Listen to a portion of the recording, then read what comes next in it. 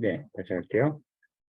그래서 Validation Set Approach는 우리가 트레이닝과 테스트 데이터셋을 분할할 때 이제 무작위로 임의적으로 분할하잖아요. 그렇기 때문에 우리가 이 예측치의 변동성이 보통 크게 나타나고요.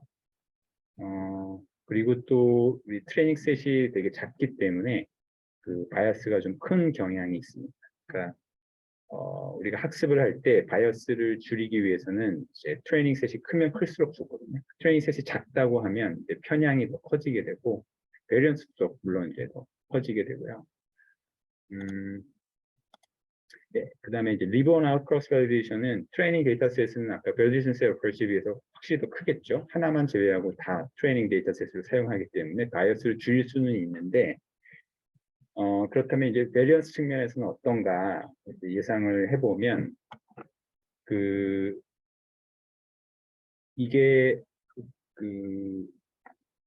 트레이닝 데이터셋이 커서 베리언스도 줄어들 것 같은데 예상을 할 때 트레이닝 데이터셋이 크면 베리언스도 줄어들긴 하거든요. 근데 문제는 뭐냐면 이 트레이닝 데이터셋이 굉장히 서로 아주 유사하잖아요.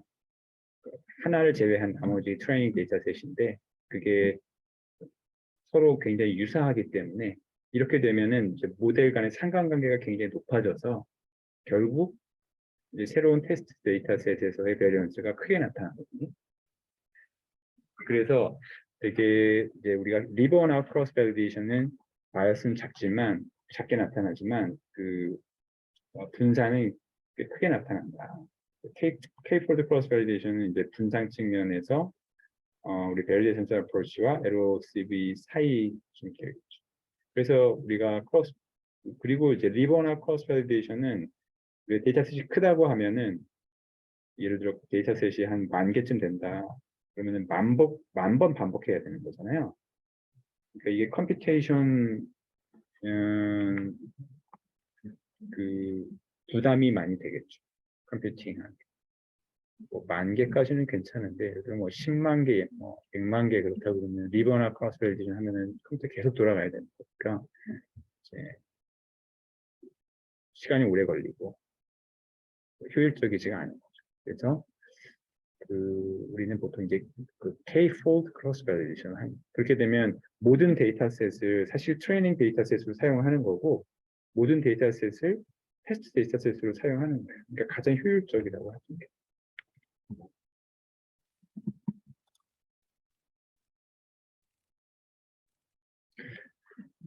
그래서 K-fold cross validation에 대해서 이제 살펴봤고요.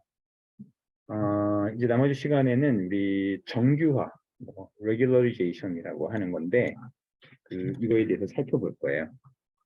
우선 이 차원의 저주라는 말이 있거든요. 이건 뭐냐면 보통 이게 P가 N보다 굉장히 큰 상황. 그러니까 우리가 관측치의 개수를 우리가 N이라고 하죠.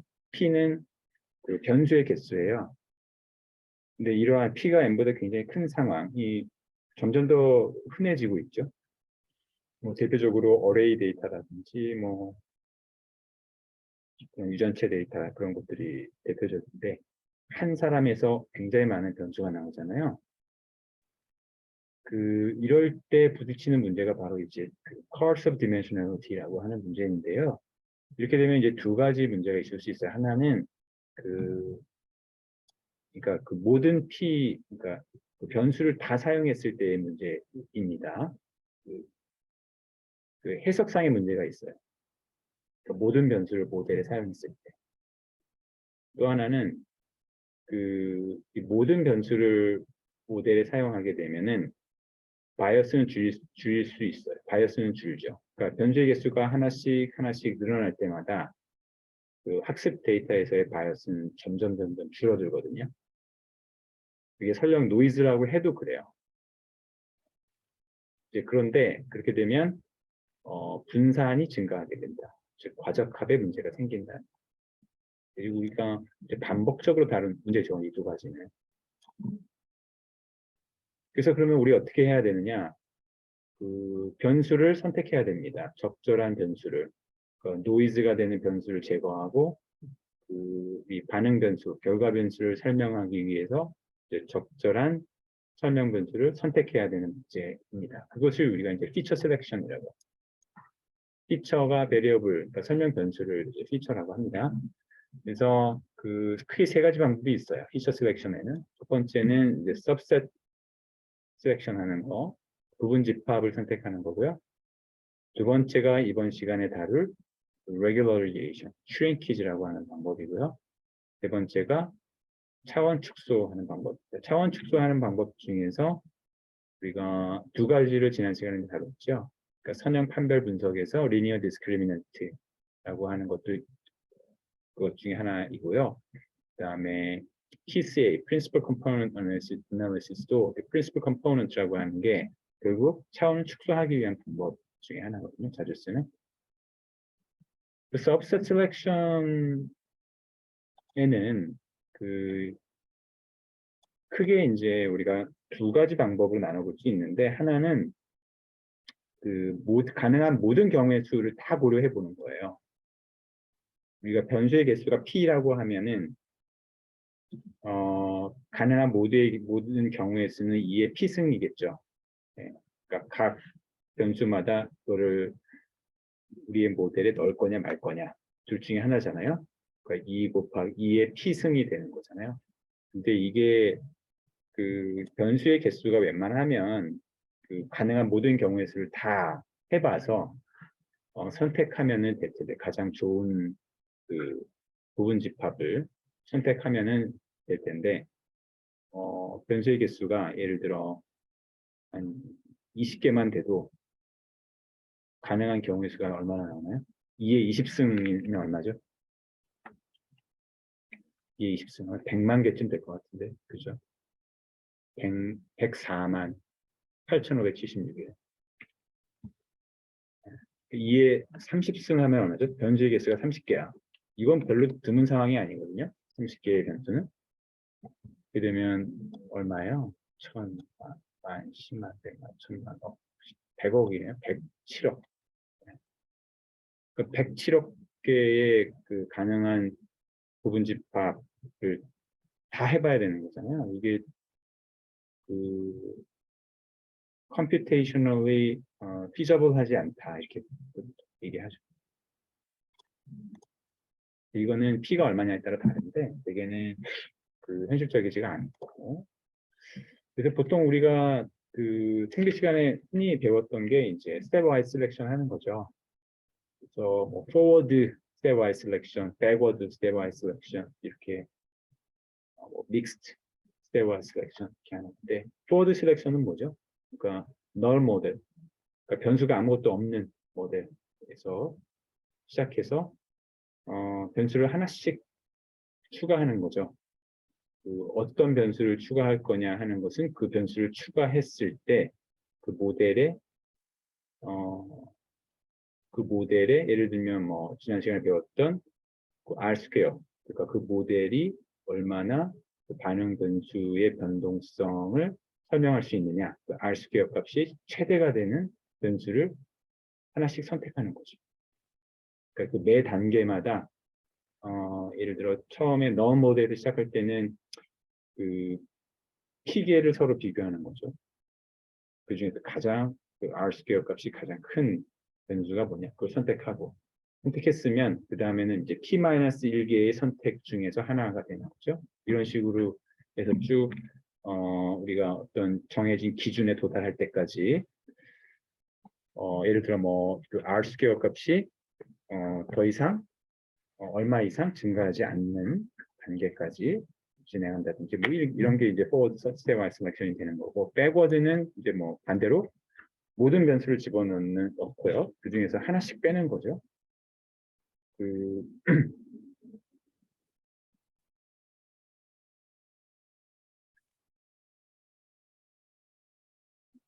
하나씩 뺐을 때 그러면 어떤 변수를 뺄 것인가를 결정해야 되는 거죠.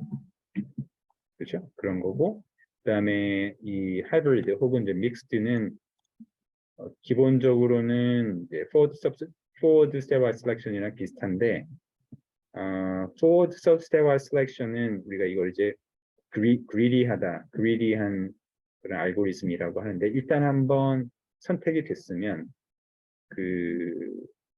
그 변수는 빠질 수가 없잖아요. 그렇죠?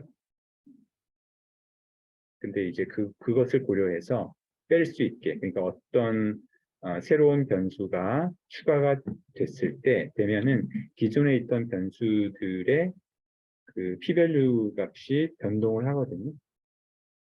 그 변동된 p-value 중에서 예를 들어 어떤 뭐 0.1, 뭐 이거보다 더 커지는 어떤 변수는 제거하는 거죠.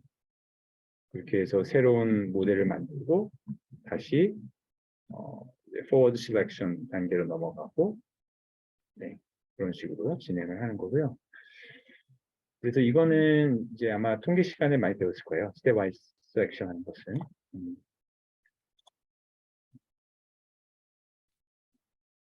그래서 이제 우리가 아까 그 모든 가능한 경우의 수를 구하는 문제나 아니면 스텝와이즈 셀렉션 하는 문제나 그렇다면 이제 최적의 모델을 어떻게 선택할 거냐 하는 것에, 그러니까 아까 얘기했던 그런 교차 검증 기법을 이용해서 검정 오차를 직접 추정하는 그런 방법이 있고요. 그래서 어떤 모델이, 그러니까 그러니까 몇 개의 변수를 어떠한 변수의 조합을 갖는 모델이 그 교차 검증 기법을 통해서 성능을 평가했을 때 그 이제 검정 오차의 평균치가 가장 낮으냐라고 하는 것을 가지고 해당 모델을 선택하는 거죠.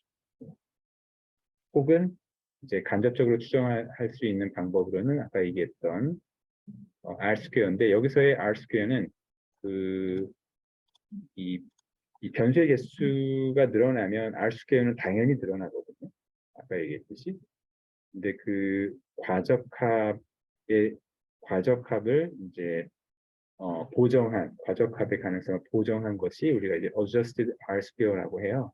그래서 그 adjusted R-square는 사실 P 값이 늘어나도 그 P 값이 늘어날 때 어느 수준 이상으로 늘어났을 때, 그러니까 노이즈가 되는 P가 추가됐을 때 adjusted R-square는 오히려 감소하거든요.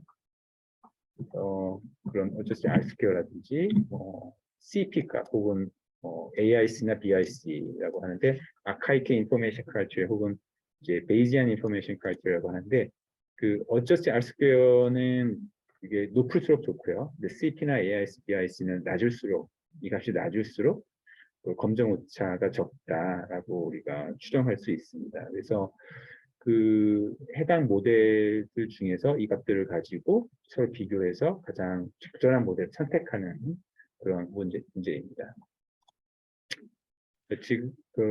지금까지 한 게 우리가 그 subset, 부분 집합을 선택하는 그런 문제에 대해서 했어요. 그 다중 변수 모델에서 검정 오차가 가장 적은 그러한 변수의 조합을 선택하는 그런 문제였던 거고요. 이번 시간에 다룰 거는 regularization 혹은 이제 shrinkage라고 부르는 방법인데, 여기에는 이제 rich regression하고 lasso regression 두 가지 방법이 있어요. 그래서 이 두 가지 방법에 대해서 제가 이 유튜브를 카톡에 보내줄 테니까 우선 먼저 rich regression에 대해서 설명하는 걸 한번 좀 들어보시죠. 열어서 한번 들어보세요. rich regression, 그다음에 lasso regression도 rich regression과 매우 비슷한데 rich regression보다 더 최근의 방법이고요. 결국 우리가 이제 최소 제거법에서의 그 loss function, 혹은 뭐 cost function이라고 하는데, 손실 함수 혹은 뭐 우리가 비용 함수라고 부르는 것들인데요. 그것은 이제 residual sum of square죠.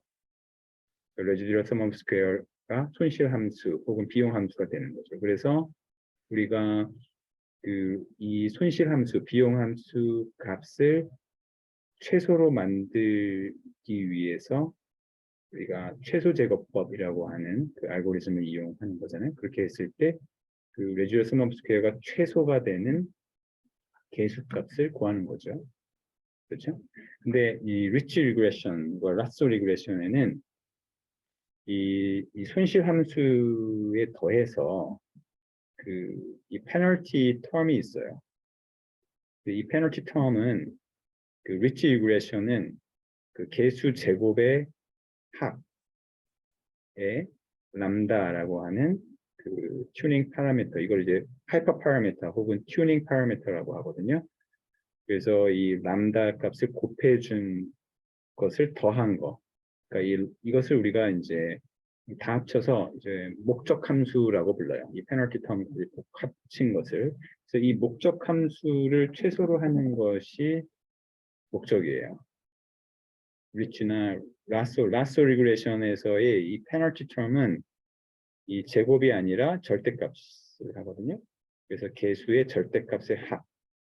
그게 이제 리치와 라쏘의 차이가 됩니다. 이렇게 해서 하는 목적은 그 트레이닝 데이터에 대한 그 과적합을 피하기 위해서죠. 그렇게 해서 다소 우리가 그 바이어스를 도입하더라도 분산을 줄이겠다는 겁니다. 이해했어요? 그래서 이 람다 값을 우리가 하이퍼 파라미터 혹은 튜닝 파라미터라고 하는데, 이 람다 값이 0이 되면 그건 결국 리스트 스퀘어 핏 하는 거고요. 람다 값이 크면 클수록 페널티가 더 커지는 거죠. 그러니까 베타 값이 큰 것에 대한 페널티가 더 많이 주어지는 거예요. 그러니까 람다 값이 크면은 어떻게 해야 되겠죠? 저 목적 함수 값을 최소로 하기 위해서 베타 값이 점점 작아지고, 그렇게 되면 바이어스가 커지겠죠. 그러나 분산을 줄일 수 있습니다. 그래서 우리가 아까 얘기했던 P가 N보다 굉장히 큰 상황에서 우리가 이제 차원의 저주라고 하는 것들을 피하기 위해서는 이렇게 과적값을 피하기 위한 방법이 필요하다. 이게 여러분들 직관적으로 생각할 때 얼핏 보면 이해가 안 될 수도 있는데, 이걸 자꾸 들여다보시고 생각하시면은 이게 왜 실제 상황에서 그 효과적으로 작용하는지 하는 것들을 알 수 있을 거예요. 그래서 지난 시간에 이어서 그 리치 리그레션과 라쏘 리그레션을 우리가 어떻게 R에서 그 데이터셋에 적용해서 계수값을 추정할 건지 하는 문제를 해결을 해보겠습니다. 그 위에서는 그 GLMNet이라고 하는 패키지가 필요하거든요. 없으신 분들은 설치를 하셔야지 될 거예요. 역시 없네. 이게 또 새로 깔아서 없나 보네요. GLM General Linear Model의 약자거든요. GLMNet라고 하는 패키지예요. 그것을 설치하시고,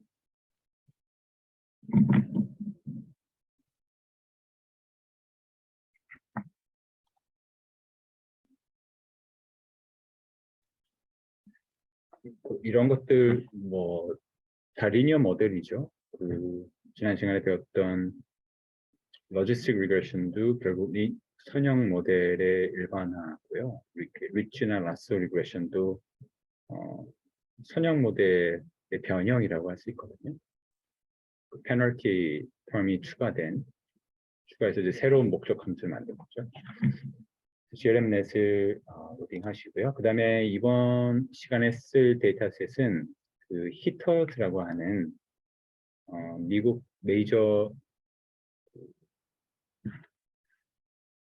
ML 메이저리그의 몇 년도인지 정확히 제가 기억이 안 나는데요. 그 타자들의 여러 가지 그 통계 수치들이 있잖아요. 그걸 가지고 연봉을 예측하는 그런 데이터셋이에요. 그게 ISLR이라고 하는 그 패키지에 들어있거든요. ISLR은 그 Introductory Statistical Learning with R. 우리 그 강좌의 그 대부분의 거의 모든 내용이 들어있는 텍스트북이거든요. 그래서 그것을 깔고 이것도 없네. 여기 로딩 하시고요.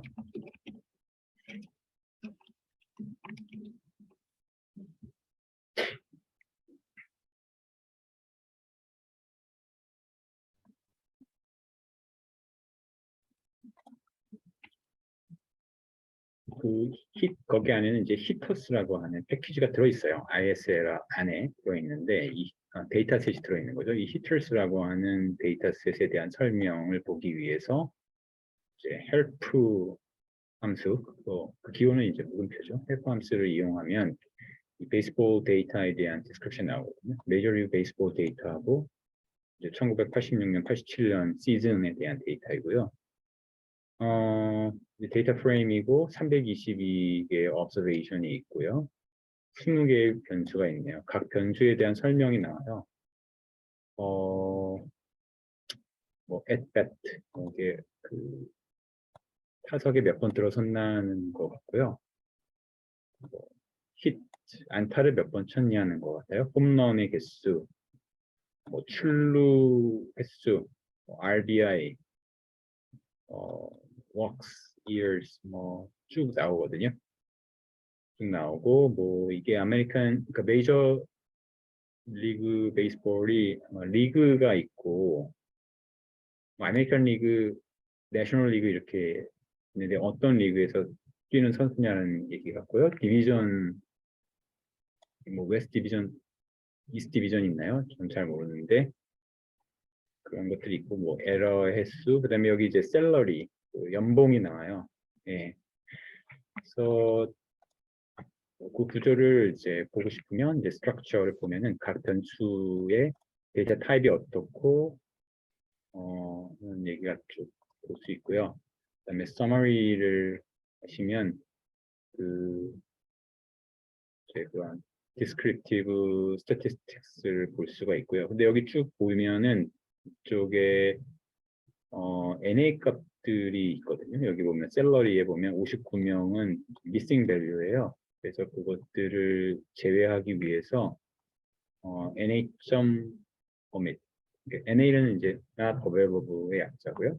그것을 생략하자라는 건데, 그러니까 미싱 데이터가 있는 observation은 제거하자라는 거거든요. 전에 했던 걸로 하면은 이런 hitters의 complete cases냐라고 물어보는 함수가 있었잖아요.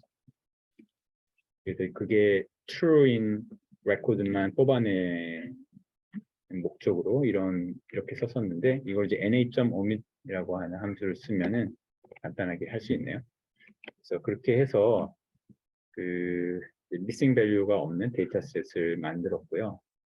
우리가 이제 기계 학습 적용하려면은 missing value를 다 처리해줘야 되거든요. 이렇게 가장 간단한 방법은 제거하는 건데 사실은 missing value를 처리하는 것도 상당히 거의 한 학기 정도의 통계 수업이에요. missing value를 어떻게 처리하느냐 하는 문제는 통계에서의 그냥 제가 볼 때는 가장 중요한 문제 같거든요. 모든 통계적인 기법이 적용되고 있기도 하고 가장 간단한 방법은 제거하는 것이지만 사실은 그게 missing value가 랜덤하게 생성된 게 아니라고 하면은 그것을 제거하면 그 결과는 결국 어떤 편향을 보일 수밖에 없는데 편향을 담을 수밖에 없는데요.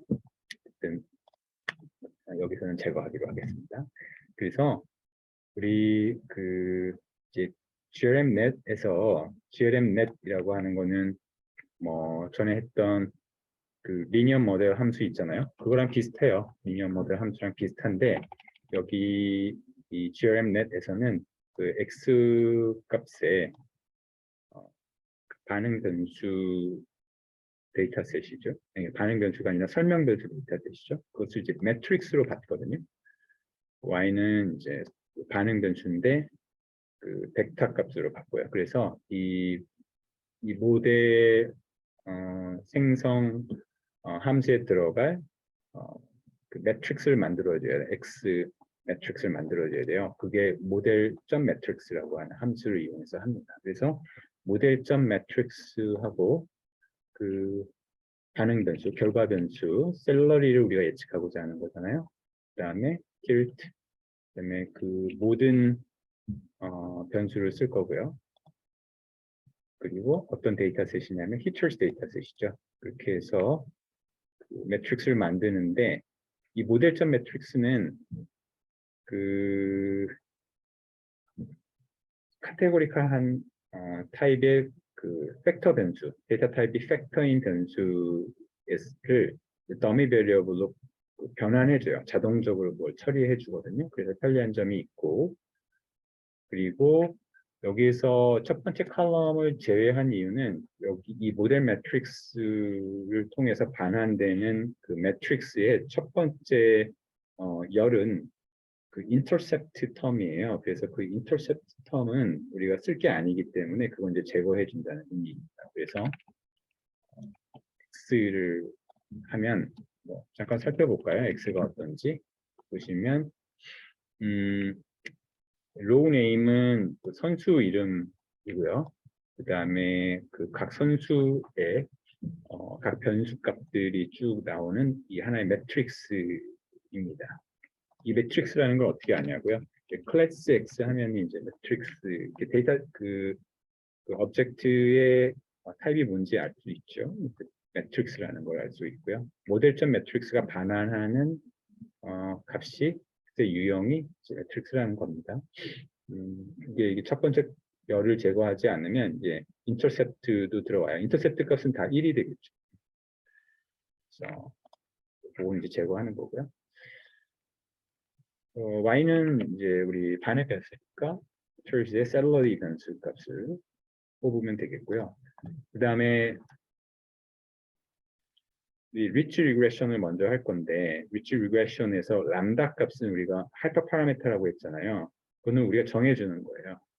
근데 어떤 하이퍼 파라미터, 어떤 튜닝 파라미터 값이 가장 옵티멀할지를 미리 알 수 없기 때문에 그 값의 범위를 설정해 주거든요. 그래서 그 우리는 지금 꽤 넓은 범위의 람다 값을 우선 설정할 거예요.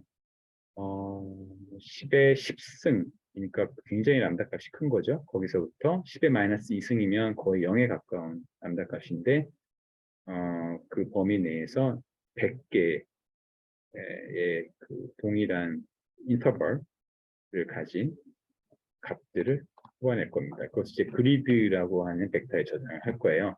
그리드는 그러니까 람다 값이 100개의 람다 값의 벡터이겠죠. 그 10의 10승부터 10의 마이너스 2승까지 람다 값의 벡터이고요. 이제 준비가 다 됐습니다. 그 리치 리그레션을 할 거고요. 그 grmnet라고 하는 함수를 쓰고요.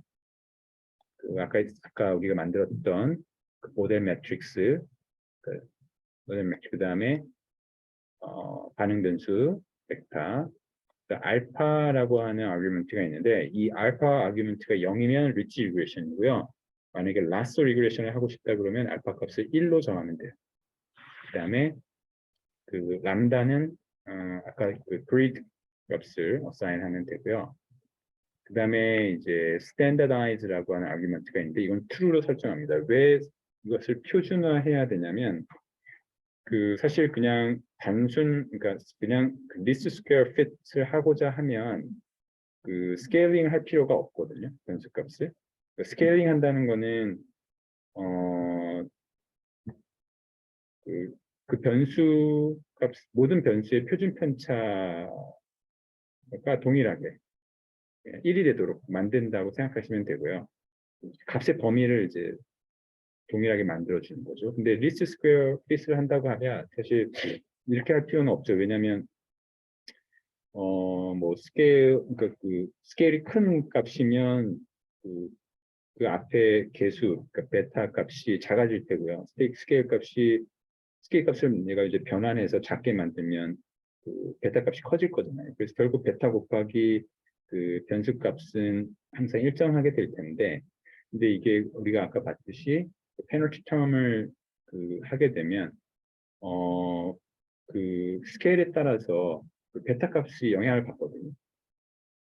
그래서 우리가 이 모델을 적용하기 전에 모든 변수들을 그 자신의 표준 편차로 나누어서 그래서 모든 변수의 그 표준 편차가 1이 되도록 그 스케일을 맞춰줘야 돼요. 그래서 이제 standardizing true라고 설정을 해줘야 되는데 이건 사실은 그 디폴트 값이 t예요. 그 gremnet을 들어가 보시면 gremnet 하고 help 펑션을 이용해서 도움말을 찾아보시면 gremnet에 대한 설명이 나오는데 리니어 머리를 라쏘나 뭐 리치나 그 일라스틱 넷은 그 리치와 라쏘를 이제 섞을 수 있거든요. 적절한 비율 그런 그 레귤러리제이션의 방법을 얘기하는 거고요. 그랬을 때 이제 쭉 그 UCG에 보면은 이제 스탠더다이즈 보면은 true라고 디폴트 값이 정해져 있어요. 그래서 따로 이 아규멘트 정해주지 않아도 되긴 하는데 그 디폴트 값대로 실행이 되는 거니까요. 그렇게 해서 리치 그 리그레션 모델을 우리 데이터에 fit 적합을 시켰습니다. 그래서 그 결과를 보기 위해서는 플롯 함수를 이용하면은 그 결과를 볼 수 있는데요. 조금 자세히 볼까요? 이 그림을 제가 조금 키웠는데 보이나요?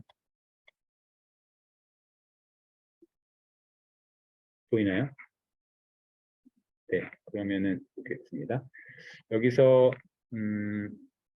이 하나하나의 선은 각 변수의 y-값은 그 계수값이에요. 계수값이고 x축은 뭐냐면 여기 이제 L1 norm이라고 했는데 사실은 우리가 리치 리그레션을 썼기 때문에 L2 norm 값이 들어가야 되긴 하는데 L1 norm 값으로 나왔는데 상관없어요. 그 norm이라고 하는 거는 벡터의 크기를 얘기하는 거고요. L1 norm은 그 절대값이고 L2 norm은 그 제곱값이에요. 그래서 리치 리그레션에서의 리치 리그레션은 그러니까 L2 norm을 써야 되는 거죠. 그러니까 베타 계수값들이 있을 거 아니에요. 그럼 베타 1의 제곱 더하기 베타 2의 제곱 더하기 베타 3의 제곱 더하기 쭉 해서 베타 p의 제곱까지 더한 후에 거기에 이제 제곱근을 쓰면은 그게 L2 norm이 되는 거예요. 그러니까 결국 유클리디안 디스턴스를 얘기하는 거죠. 그래서 그 페널티 텀에 그 람다 값에 따라서 그렇죠? 페널티 텀의 람다 값에 따라서 이 L2 norm 값이 변할 거 아니에요. 그치? 그래서 여기서 L1 norm이 0이라는 것은 무엇이냐면 람다 값이 매우 커서 그죠? 모든 개수가 거의 0으로 수렴하는 지점을 얘기하는 거죠.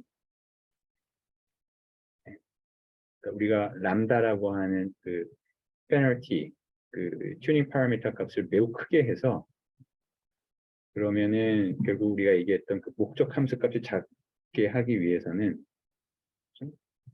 그 페널티 텀이 굉장히 작아야 되잖아요. 그러니까 베타 값이 굉장히 작아질 수밖에 없다는 거죠. 0에 가깝게. 그리고 이 람다 값이 0에 가까우면 결국 그거는 이제 그 최소 제곱법, 그러니까 페널티 텀이 없는 것이나 마찬가지잖아요. 그러니까 여기서 이제 x축에서 이 우측으로 갈수록 거의 그냥 최소 제곱법에 의한 그 다중 선형 회귀에서의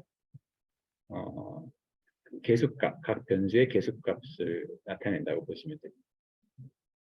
그러니까 오른쪽에서부터 왼쪽으로 가면서 람다 값이 커지는 것이고 람다 값이 커지는 것이고 결국 그 목적 함수에서 그 페널티 텀이 차지하는 비중이 점점 커지는 거예요. 그래서 그 덜 중요한 변수는 그 계수값이 0에 수렴하게 되죠. 먼저. 그런 얘기고요. 그래서 여기 이제 L1 norm은 결국 이 값을 얘기하는 거고요. 그 다음에 L2 norm은 이 개수의 제곱의 합의 루트를 씌우는 것을 얘기합니다. 그래서 이 능형 회귀 개수들은 이제 각 람다 값별로 다르겠죠. 그래서 그것은 이제 코이피션트 함수로 우리가 액세스를 할 수가 있고요. 그래서 rich 모델의 코이피션트 함수 값의 디멘션을 보면은 얼마가 나올까요? 우리가 변수의 개수가 아까 20개였잖아요. 그 다음에 람다는 우리가 100개를 정해줬잖아요. 그렇기 때문에 20 곱하기 100 횡렬이 되겠죠. 그래서 이제 다시 얘기하면 이제 람다 값이 클 때의 그 L2 놈은 람다 값이 작을 때 L2 놈에 비해서 훨씬 작겠죠. 그죠? 그것을 이해하시면 되고요. 그래서 만약에 100개의 람다 값 중에서 50번째 람다 값의 L2 놈을 알고 싶다. 그러면은 그 모델에서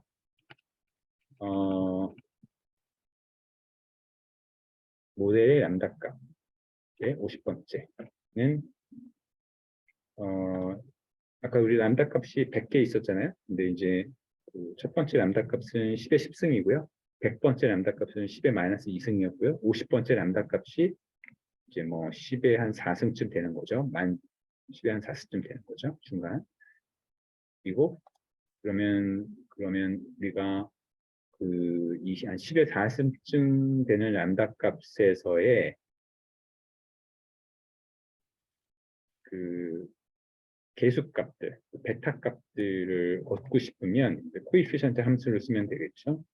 근데 여기서 첫 번째는 인터셉트가 되니까 이거는 우리 뭐 별로 관심이 없는 내용이고요. 그래서 그거 빼고 그러면은 이렇게 우리가 그 해당 변수의 계수값을 얻을 수가 있는 거죠. 이 람다 값에서의 계수값.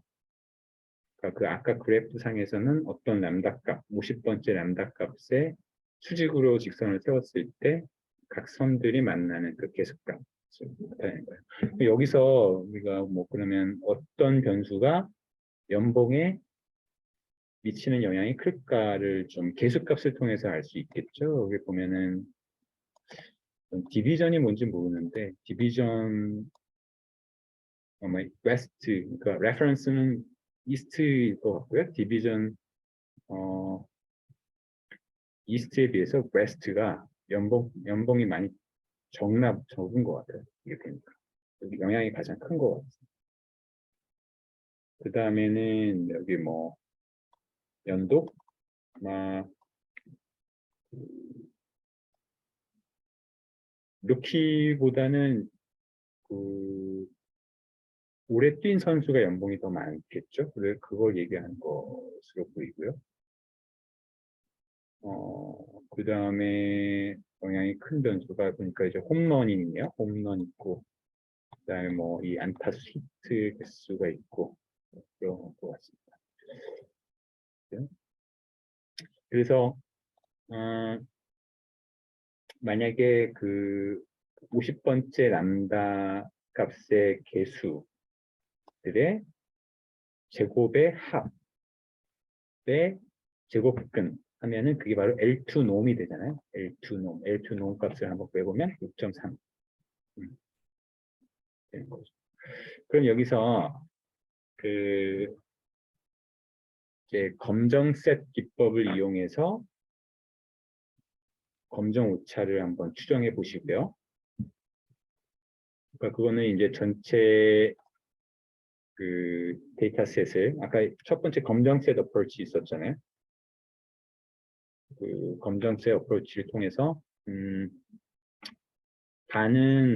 절반은 이제 트레인 데이터로 하고 절반은 이제 테스트 데이터로 하는 거죠. 트레인 데이터 있고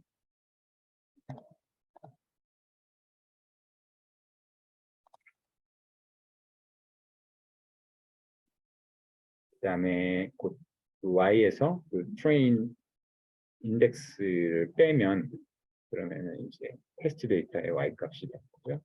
그래서 임의로 우리가 예를 들어 그 람다 값이 4라고 했을 때 리치 리그레션 모델의 계수 추정치를 구해보자. 그러면은 GM넷에서 이번에는 그 이제 train 데이터셋에 xtrain 그다음에 ytrain이 되는 거죠. train 데이터에 그 알파는 0일 때가 이제 reach라고 했으니까 그리고 람다는 아까 그 그리드를 그대로 쓰고요. 그 train 데이터에 reach regression을 적합을 시키고 그 다음에 그 모델 적합한 모델 가지고 그 예측 값을 구할 건데 그때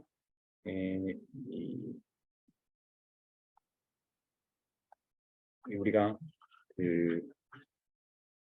이 리치 모델은 그 람다 값이 아까 100개 있으니까 100개의 모델이 만들어진 거거든요. 그러니까 근데 우리가 임의로 람다 값이 4일 때 모델을 적용해 보자고 하면은 그때 쓰는 게 이제 S 아규먼트거든요. 이 S 아규먼트에 4 값을 넣는 거예요.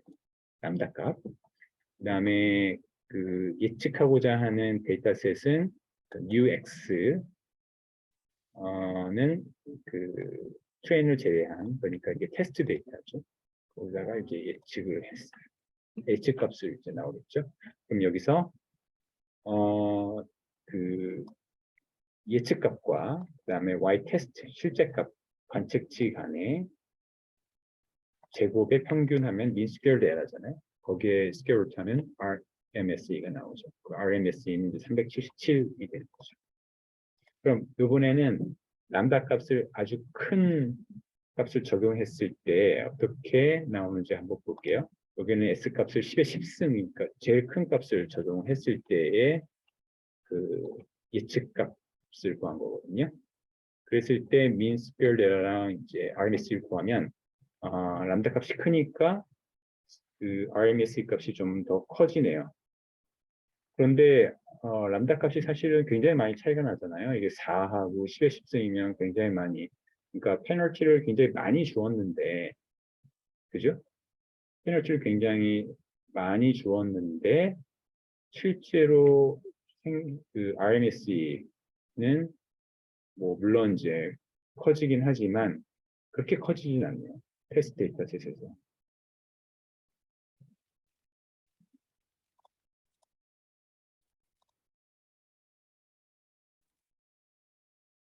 그러면 예를 들어 여기서 페널티 텀을 없앤다. 그러니까 그냥 최소 제곱을 적합했을 때는 어떻게 되느냐. 그럼 람다는 0이 되는 거죠. 그럼 S는 0을 해놓고 새로 그 예측을 하고 다시 이제 RMSE 값을 구해보면 407. 그러니까 이 둘의 중간쯤 되네요. 그러면은 람다 값을 뭘로 정해야 되느냐 하는 거죠. 그 람다 값을 우리가 임의로 이렇게 선택하지 말고 앞서 배웠던 그 교차 검증을 통해서 그 검정 오차의 추정치가 가장 낮은 람다 값을 구하면 좋겠죠. 그렇죠? 그렇게 하기 위해서 이제 그 이 cross validation.glmnet이라고 하는 함수를 써요. 그 이것은 그 glmnet 모델을 적합하는데 그 여기 보면 nfold라고 하는 아규먼트가 있거든요. 그래서 tenfold cross validation을 적용하라는 겁니다. 그러니까 두 가지를 같이 그러니까 tenfold cross validation을 통해서 그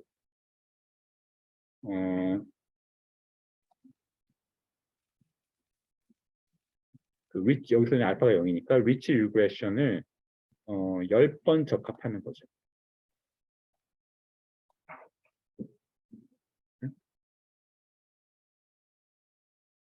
해볼게요. 그 다음에 플롯 해보면 이렇게 나옵니다. 그러니까 그 우리가 사실 위에서 이 람다 값을 설정 안 해줬거든요.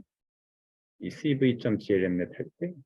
근데 그거는 이 cv.glmnet 함수가 그 알아서 적절히 그 람다 값의 구간을 정해줘요. 여기 보면 이제 로그 람다 해가지고 그 값이 여기서부터 여기 4, 로그 람다 값이 4에서부터 12에 해당되는 값으로 해서 한 100개 정도로 정해준 것 같아요. 그래서 이 람다 값에 따라서 tenfold cross validation 해가지고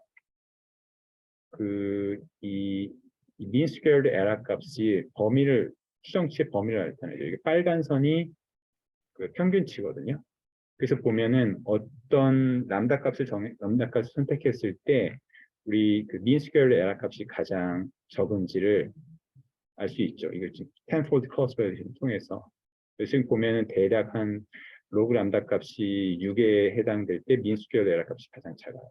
로그 람다 값이 커지면서 이 mean squared error 값이 커져요. cross validation. 그래서 우리는 이 대략 한 6에 해당하는 로그 람다 값을 선택을 할 거예요. 그게 이제 이 변환된 이 cv.reach 값에 람다 미니멈이라고 하는 변수에 담겨 있거든요. 그것을 꺼내서 우리가 이제 best 람다 값이라고 어사인하고 그 값을 들여다 보니까 326이 돼요.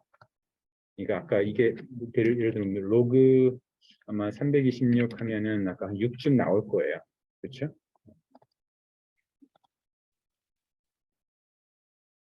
그러면은 이 크로스 발리데이션 검정 오차 추정치가 가장 낮은 람다 값을 구했으니까 이것에 연관된 그 이제 테스트 민 스퀘어드 에러 값을 구할 수 있겠죠. 그래서 아까 했던 그 리치 모델에다가 S 값을 이제 여기서 구한 베스트 람다 리치 값을 넣고요. 그다음에 그 테스트 데이터셋을 넣었을 때 그 나오는 예측값을 담고요. 그럼 예측값과 실제값의 차이의 제곱의 평균을 한 다음에 거기에 스퀘어루트 하면 373 나오죠. 그러니까 대략 373 정도가 우리가 교차 검증을 통해서 위치 리그레이션을 적용했을 때 얻을 수 있는 가장 낮은 검정 오차인 거예요. 아까 그 리스트 스퀘어 피트 했을 때 값이 얼마였죠?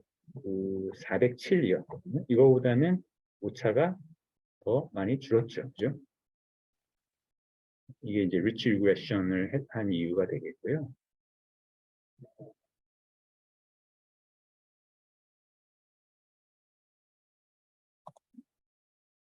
그러면 이제 마지막으로는 이제 교차 검증에 의해서 선택된 람다 값을 사용해서 이걸 이제 전체 데이터셋에 적용해서 리치 리그레이션 모델을 적합하고 그다음에 그 개수 추정치를 구하면 되는 겁니다. 그래서 GLM맵 그다음에 XY 알파0 해가지고 위치 모델 만들고요. 그다음에 여기서 그 모델을 이용해서 베스트 람다 리치 값을 람다 값으로 사용했을 때 여기 타입이 이제 코에피션트를 해놓으면 이 개수 값을 우리한테 주거든요. 이렇게 하면 이렇게 되는구나. 그래서 뭐 인터셉트 값이 얼마고 그러니까 인터셉트 값은 이제 모든 변수가 0일 때의 연봉이에요. 그 연봉이 이제 15만 달러일까요? 그럴 것 같은데. 아니면 150만 달러 너무 많잖아. 그랬을 때 이제 그러면 어떤 변수가 가장 연봉에 영향을 미치는지를 이 개수값을 통해서 알 수 있는 거예요. 이게 역시 디비전이 가장 중요하고 그다음에 이게 아마 내셔널 리그가 더 연봉이 높은가 보죠. 아메리칸 리그보다 맞아요. 모르겠는데요.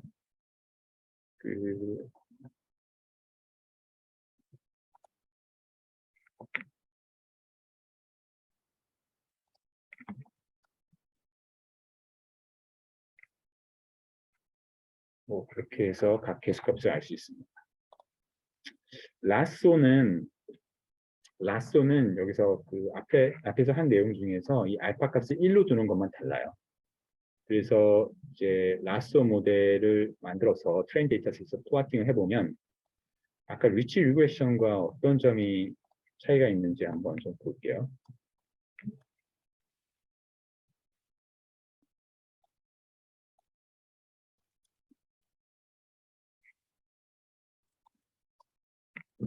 이 라소 리그레션, 리치 리그레션은 이 개수값이 0으로 수렴하긴 하지만, 그러니까 중요하지 않은 변수에 대해서, 그러나 0이 되진 않거든요. 그런데 라소 리그레션은 그러니까 0으로 그냥 0으로 가요. 중요하지 않은 변수. 람다 값이 커지면서. 그래서 뭐 예를 들어 이쯤 되면은 뭐 하나만 남고 나머지 개수들은 다 하나 두 개 정도만 남고 나머지 개수들은 다 0이 되는 거예요. 0으로 수렴하죠. 그러니까 라쏘는 그 진정한 의미에서의 피처 셀렉션을 하는 거예요. 리치는 사실 피처 셀렉션에 가까운 효과를 내긴 하지만 그 개수를 0으로 만들지 못하기 때문에 그 변수를 아예 지울 수는 없거든요. 그러니까 해석상에서는 어떤 게 더 유리할까요? 라쏘가 더 유리하겠죠. 해석력에서는. 그죠? 어, 근데 모델의 성능 측면에서는 라쏘가 나을까, 그 위치가 나을까, 그거는 해봐야 돼요. 각각 해보고 어떤 것이 나은지 교차 검증을 해서 해봐야 돼요. 그런데 예를 들어 그 어떤 뭐 변수 몇 개, 변수 여러 개가 있는데 그 중에서 변수 몇 개가 전체 반응 변수의 상당 부분을 설명할 수 있고 나머지 대부분의 변수는 그 거의 노이즈에 가깝다 그러면은 위치보다는 라쏘가 성능이 더 좋아. 그런데 여러 개의 변수가 그냥 비슷비슷하다. 그 설명력이 그러면은 라쏘보다는 위치가 더 성능이 좋은 편이지. 그러니까 그것은 어, 그 우리가 풀고자 하는 문제의 문맥에 따라 달라.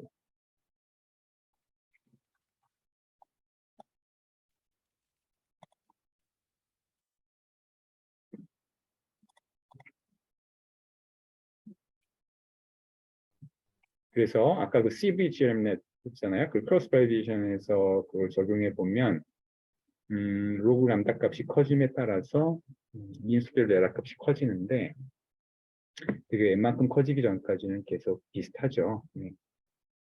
그러나 여기서 이제 베스트 람다 값을 정할 수 있고요. 그것을 이용해서 그 새로운 테스트 데이터셋에서 프레딕션하고 이제 그다음에 인수별 에러 값을 구할 수 있어요. 역시 아까 기억하기로는 리치 리그레션보다 기준과 굉장히 비슷한 그 RMSE 값을 보이고요. 그 리스트 스퀘어 핏한 것보다는 더 낮은 RMSE 값을 보입니다. 그래서 그 개수값을 확인해 보시면 뭐 몇 가지 중요하지 않은 변수들은 그냥 개수가 0으로 수렴해 버려요. 그래서 지금 보니까 하나, 둘, 셋, 넷, 몇 가지 변수들이 남아 있고 나머지는 생략이 되고 있습니다. 그러니까 이게 피처 셀렉션 하는 그런 효과가 있는 거죠. 그래서 마지막으로 우리 뭐 리니어 리그레션 했을 때의 그 RMS 값이 얼마인지 했는데 그 우리 리치나 라쏘가 그 리치 스퀘어 핏한 것보다 훨씬 RMS 값이 좋다는 것을 여기서 이제 좀 더 확인할 수가 있었습니다.